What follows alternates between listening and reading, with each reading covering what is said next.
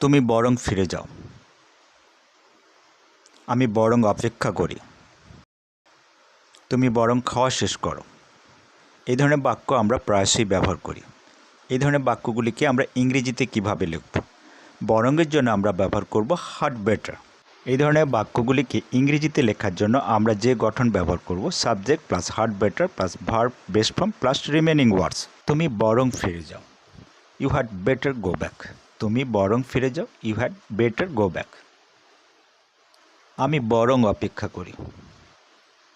I had better wait. আমি বরং অপেক্ষা করি। I had better wait. তুমি বরং বাড়ি যাও। You had better go home. তুমি বরং বাড়ি যাও। You had better go home. সে বরং খেয়ে শেষ করুক। He had better finish eating. সে বরং খেয়ে শেষ করুক। He had better finish eating. আজ বরং এখানে থেকে যাও। You had better stay here today. আজ বরং এখানে থেকে যাও। You had better stay here today. মা বরং রান্না শেষ করুক। Mother had better finish cooking.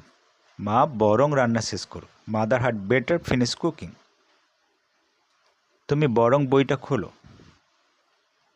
You had better open the book. তুমি বরং বইটা খোলো। You had better open the book.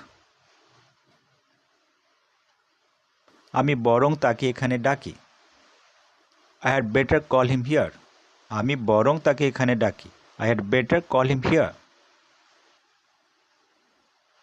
তুমি বরং ডাক্তার ডাকো। You had better call the doctor. তুমি বরং ডাক্তার ডাকো। You had better call the doctor. Thank you.